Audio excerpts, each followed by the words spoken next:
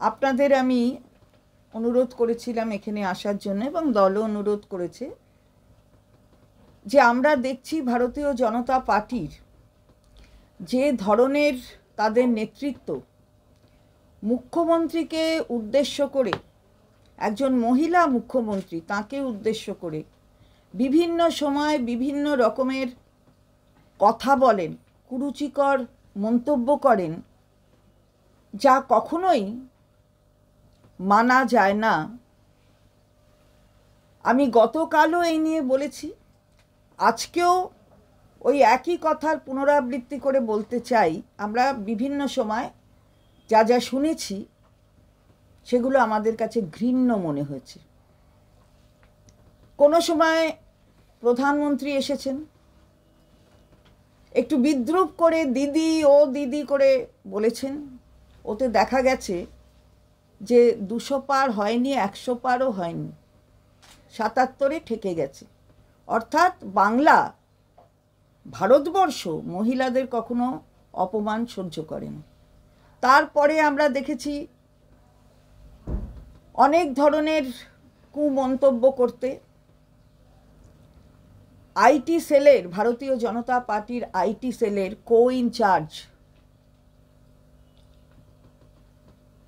মালভিয়া, তিনিও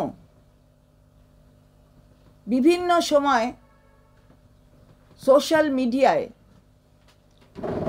দিদিকে উদ্দেশ্য করে অনেক কথা বলেছে। আমরা তারও বিরোধিতা করেছি। আমরা দেখছি যে নেতৃত্ব, ভারতীয় জনতা পার্টির নেতৃত্ব, তারা কারণে অকারণে মেয়েদের প্রতি বিদ্বেষী মনোভাবটা প্রকাশ করে ফেলেন। কারণ এটাই ওদের সংস্কৃতি।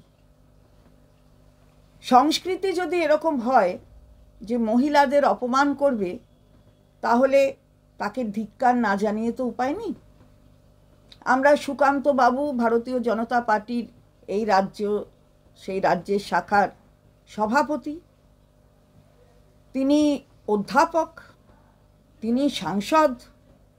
তারপরেও গতকাল যেভাবে মাননীয় মুখ্যমন্ত্রীর প্রতি তার মন্তব্য তিনি করেছেন, ধান্দা টান্দা এইসব শব্দ ব্যবহার করে, তার বোধহয় জানা নেই যে আমাদের রাজ্যের মুখ্যমন্ত্রী, তার আন্দোলনের ইতিহাসটা কি।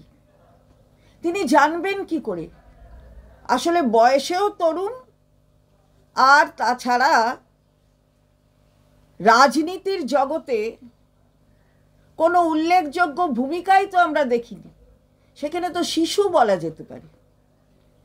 সুতরাং আমাদের বাংলার মুখ্যমন্ত্রীকে যিনি এভাবে অপমান করেছেন, বাংলার একজন মহিলা হয়ে, আমার দলের, তৃণমূল কংগ্রেসের মহিলা শাখার সভানেত্রী হিসেবে এবং আমার দলের একজন কর্মী হিসাবে আমি এর তীব্র বিরোধিতা করি। অধ্যাপনা করা অর্থাৎ এটাই কি শিক্ষা দিচ্ছেন?